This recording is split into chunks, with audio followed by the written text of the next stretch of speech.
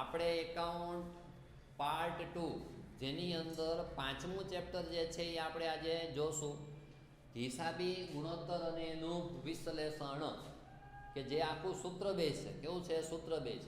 આગળ આપણે થિયરી જોઈ, હવે આપણે જે છે શું કશી દાખલા તરફ આપણે જઈશું. એમાં તો પ્રેક્ટિકલ વસ્તુ આખું ચેપ્ટર છે અને આખા ચેપ્ટરની અંદર સૂત્ર જ મહત્વના છે. સૂત્ર જો યાદ હશે તમને તો દાખલાની અંદર પણ તમારે જે પણ કંઈ ગણતરી કરવાની હશે એ મૂકવાની અને તો જ માર્ક મળશે. આજે બીજા બધા ચેપ્ટરમાં શું હોય કે થોડું ઘણું તમે એની અંદર મૂકેલું હોય તો તમારી જે એન્ટ્રી સાચી હોય એ પ્રમાણે માર્ક મળે. પણ અહીંયા તમારું જો સૂત્ર જ ખોટું તો પછી એમાંથી આગળ જે પણ કંઈ ગણતરી એ તમારી શું આવશે? ખોટી આવશે. એટલે સૂત્ર બેઝ ઉપર આખું ચેપ્ટર છે. સૂત્ર જ્યાં સુધી પાકા નહીં હોય ત્યાં સુધી આવડવાનું નથી. તો આપણે પહેલાં એક સૂત્ર જાય અને પછી આપણે એમાં દાખલા જોઈ લઈએ. તો પહેલો આપણે જે છે ગુણોત્તર આપણે નહીં પહોંચે તો પહેલો જે છે કાચા નફાનો ગુણોત્તર. કે પૂછે કાચા નફાનો ગુણોત્તર.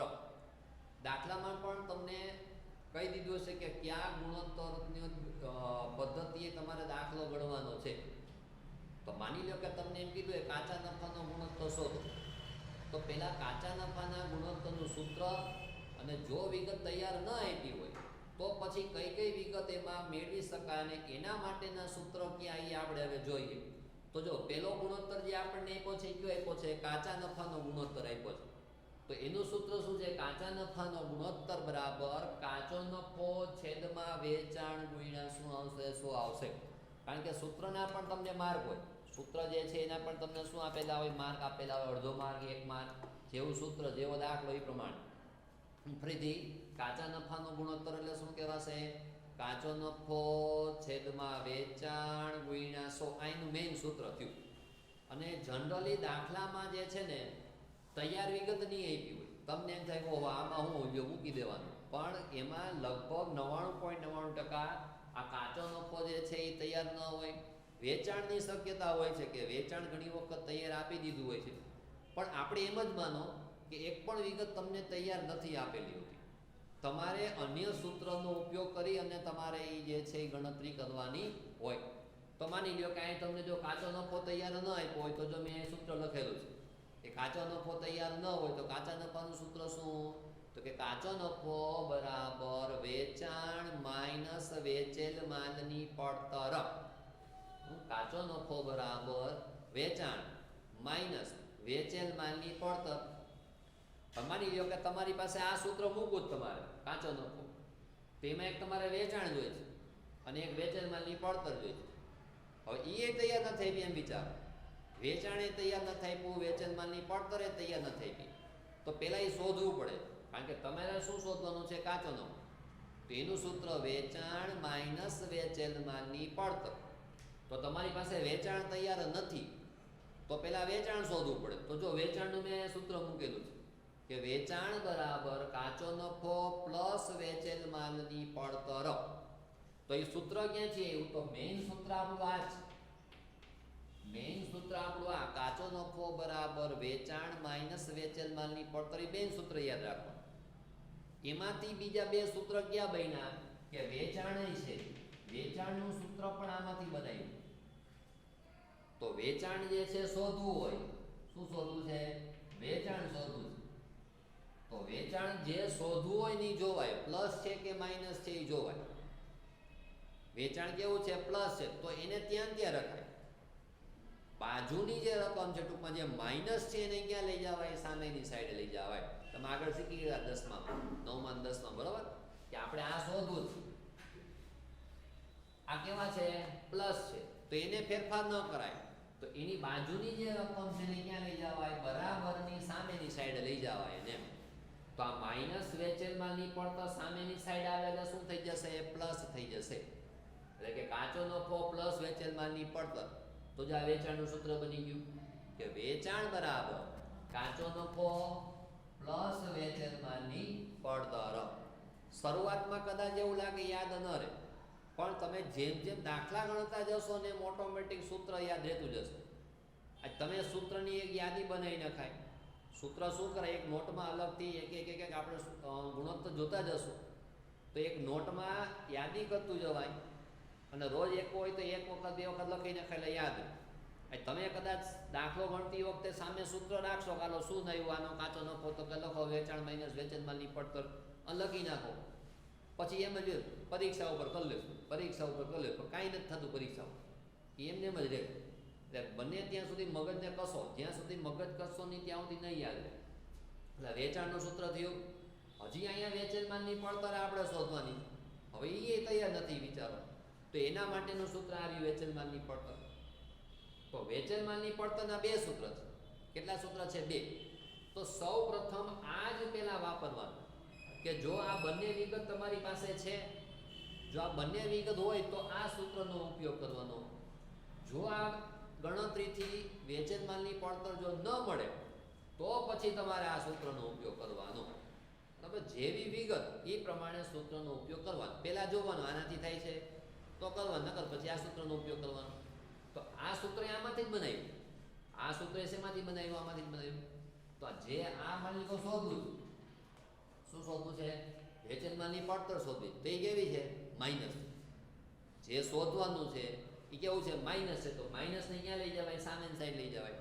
એટલે આ વેચેલ માલની પડતર આ બાજુ આવશે અને કાચો નફો ક્યાં જશે? આ બાજુ. બેયના સ્થાન બદલાઈ જશે. શું થશે? બેયના સ્થાન બદલાઈ જશે. એટલે વેચેલ માલની પડતર આ બાજુ આવે એટલે પ્લસ થઈ ગયું.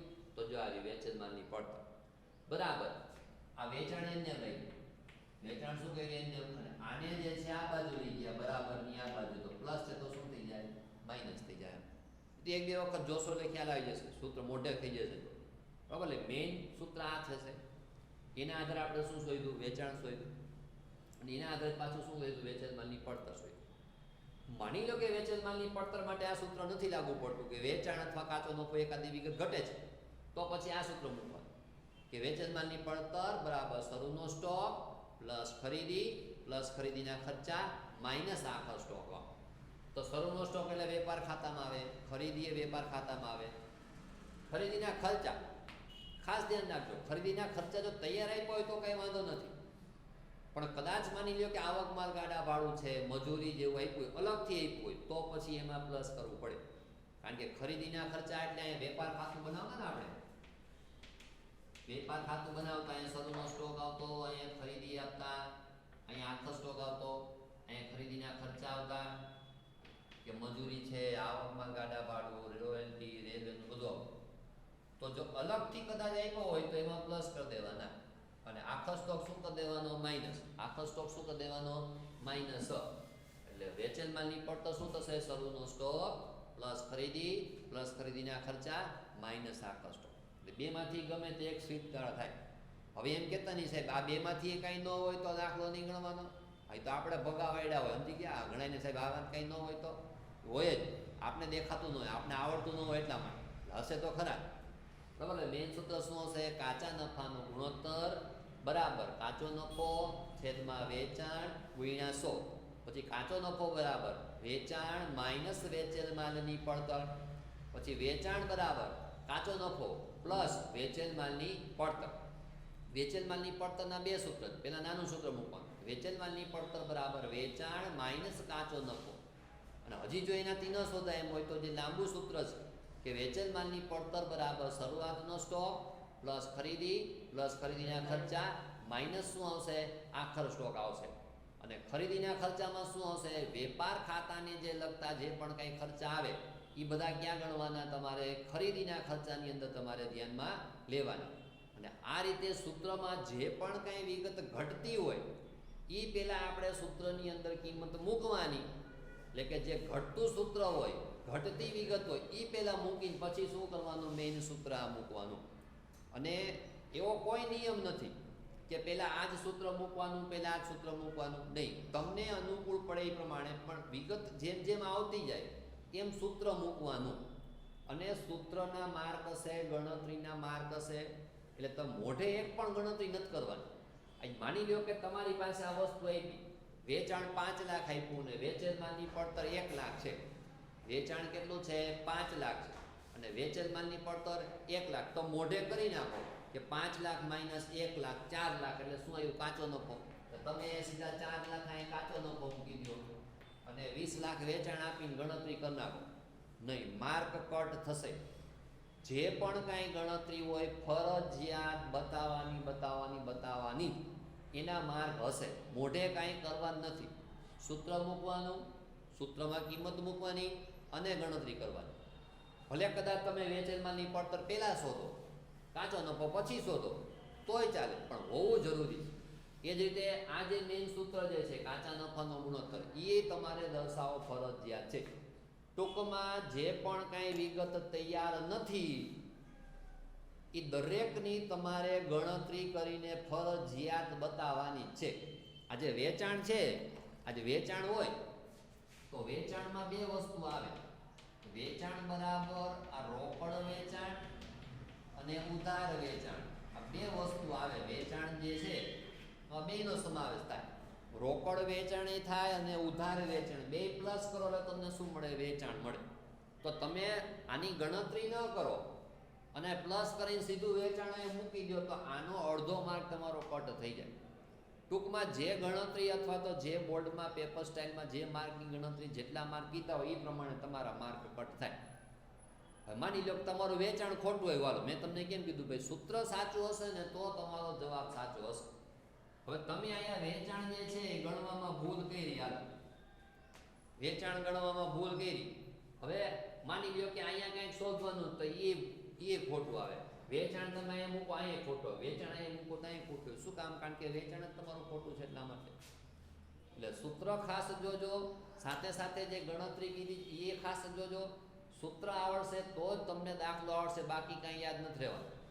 જ્યારે તમે તૈયારી કરતા હશો ત્યારે તો તમને યાદ હશે કે આમ સામે વસ્તુ હોય એટલે આપણે ઓન ધ સ્પોટ આંખું બંધ કરી હાલો કાચો નફો બરાબર આ અને વેચાણ બરાબર આ, ત્યાં તો આવડશે. પણ થોડા સમય પછી જ્યારે તમે ખરેખર સૂત્ર પાકા કરો ને એ આવડે ને તો યાદ રાખ્યા કહેવાય. બાકી તમે ગમે એટલું વાંચશો તો યાદ નહીં રહે. અને જેમ જેમ દાખલાની પ્રેક્ટિસ કરતા જશો ને એમ મોઢે સૂત્ર થતા જશે. શું થતા જશે? મોઢે. એટલે બને ત્યાં સુધી સૂત્ર જે છે કમ્પ્લીટ તૈયાર કરવાના અને પછી દાખલાની શરૂઆત કરવાની. અને આખું ચેપ્ટર સૂત્ર બેઝ છે. સૂત્ર આવડી ગયા એટલે તમને આખા ચેપ્ટરના માર્ક પણ કેવા થઈ ગયા? તમારા રોકડિયા માર્ક થઈ ગયા. હવે આપણે છે ને ઉદાહરણ જોશું એમાં. એટલે પેલા કાચા નફાના જે સૂત્ર જોયા એના આધારે હવે દાખલા આપણે ધીમે ધીમે સ્ટાર્ટ કરીએ. તો જો ઉદાહરણ પહેલું તમને આપ્યું છે, ઉદાહરણ તમને શું આપ્યું છે? પહેલું તમને આપ્યું છે. એટલે મેં અહીંયા ખાલી ટૂંકમાં રકમ લખેલી છે, પૂરેપૂરી નથી લખી. પણ તમે જોશો ને પેજ નંબર 216, પેજ નંબર 216 ઉપર કે ઝેડ કંપનીની નીચે આપવામાં આવેલ માહિતીના આધારે કાચા નફાના ગુણોત્તર શોધો. કાચા નફાનો ગુણોત્તર એનો અર્થ એવો થયો, સૂત્ર શેનું મૂકશું? કાચા નફાના ગુણોત્તર. તેમાં આપણને વિગત તૈયાર આપી છે. વિગત આપી છે વેચાણ, એક 2016નું વેચાણ આપ્યું છે ને 2017નું વેચાણ આપ્યું છે. 2016નું વેચાણ કેટલું છે? 4,80,000. 2017નું વેચાણ 6 લાખ. પછી અહીંયા કાચો નફો આપી દીધો.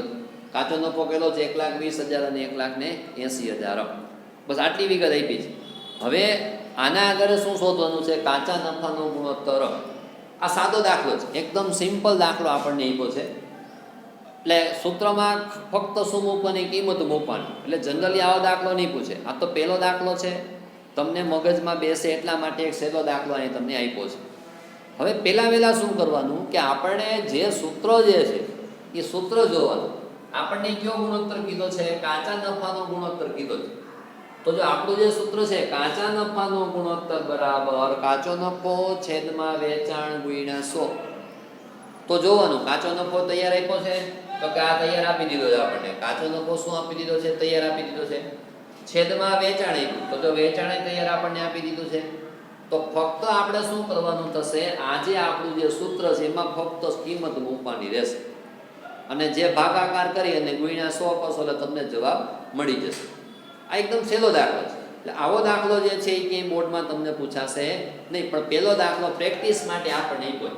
હવે જોવાનું, જો અહીંયા 2 વર્ષ આપ્યા છે, 2016 આપ્યું છે ને 2017 આપ્યું છે.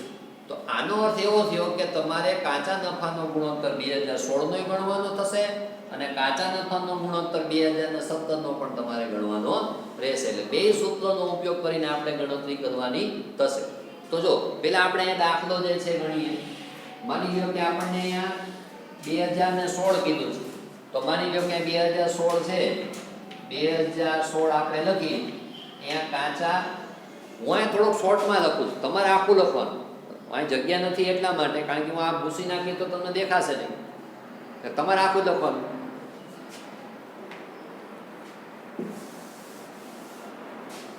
અહીંયા જ લખીએ આપણે આ 2016 અહીંયા કાચા નફાનો ગુણોત્તર.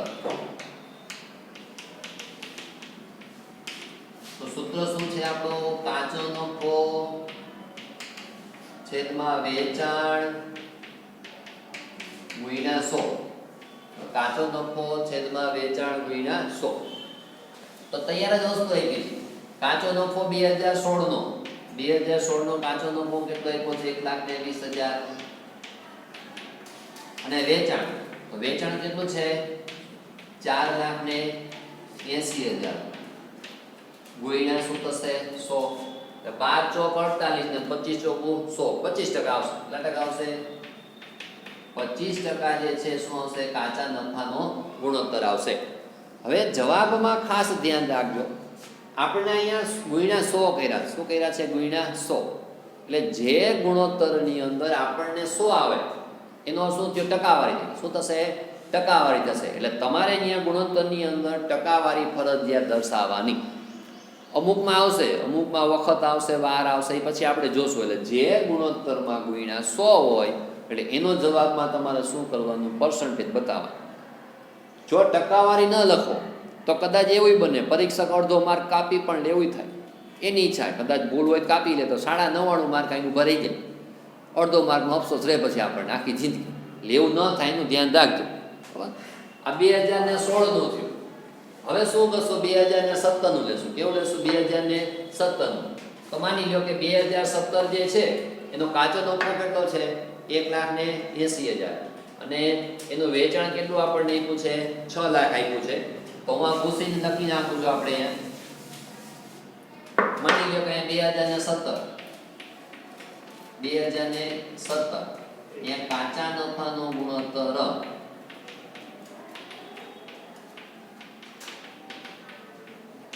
સૂત્ર ખાસ મૂકવાનું. સૂત્ર તો દાખલામાં એક વખત તો ફરજિયાત આવવું જ જોઈએ. તો કાચા નફાનો ગુણોત્તર બરાબર કાચો નફો છેદમાં વેચાણ ગુણ્યા 100 થશે, ગુણ્યા 100. તો જો આપણને કાચો નફો કેટલો આપ્યો છે? 1,80,000. કાચો નફો 1,80,000 અને વેચાણ આપણને આપી દીધું છે 6 લાખ. વેચાણ કેટલું આપ્યું છે? 6 લાખ. 6 તેરી 18 30% થશે, 30% થશે. આપણે કેલ્ક્યુલેટરનો ઉપયોગ કરી લેવાનો. કેલ્ક્યુલેટર ભગવાને આપણને સરસ મજાનું આપ્યું જ છે, એનો ઉપયોગ જ કરી લેવાનો.